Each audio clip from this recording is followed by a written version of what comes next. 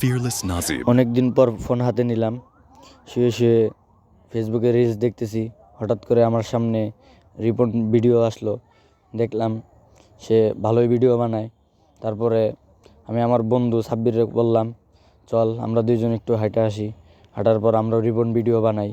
আজকে নিয়ত করে বের হয়েছি, আমরা আজকে রিপন ভিডিও বানাবো।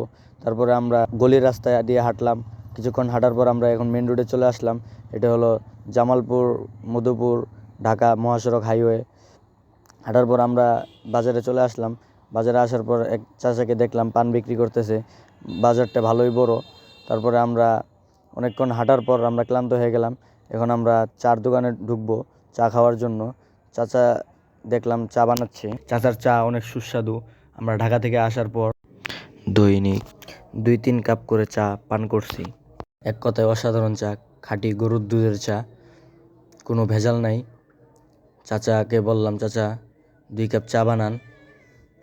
তারপরে চাচা আমাদের জন্য চা বানানোর জন্য 2টা কাপ নিল। তারপরে এখানে মুহূর্তেই চা বানিয়ে ফেললেন। তারপর 2 কাপ চা আমার হাতে দিল, আমি সেগুলো নিলাম। নেওয়ার পর একটা বেঞ্চে গিয়ে বসলাম। 1 কাপ সাব্বিরকে দিলাম, আরেক কাপ আমি নিলাম। চাটা কালার অনেক সুন্দর, কড়া দুধ চা, অনেক সুস্বাদু। আপনারা এখানে আসলে খাবেন 1 কাপ, এটা আমার আবদার। তারপরে 2জন চাচা আসলো, তাদের সাথে আমরা রাজনৈতিক আলাপ আলোচনা করলাম, খুবই ভালো লাগলো। তারা আমাদের আলাপ আলোচনা শোনার পর বুঝলেন আমরা অনেক কিছু জানি, কিন্তু আমরা আসলে কিছুই জানি না রাজনীতি সম্পর্কে।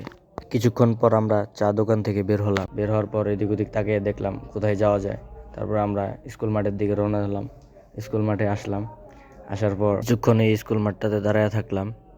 তারপরে স্কুল মাঠের চারপাশটা দেখলাম। এখানে এই স্কুল মাঠটাতে কয়েকদিন ক্রিকেট ফুটবল খেলছি, অনেক ভালো লাগছে। মাঠটা অনেক বড়, অনেক সুন্দরভাবে খেলা যায়, বল হারানোর কোনো চান্স নেই। আপনারা যদি এখানে আসেন তাহলে অবশ্যই এই মাঠটা এসে দেখে যাবেন। হা হা হা, এটাই বাস্তব। I love you.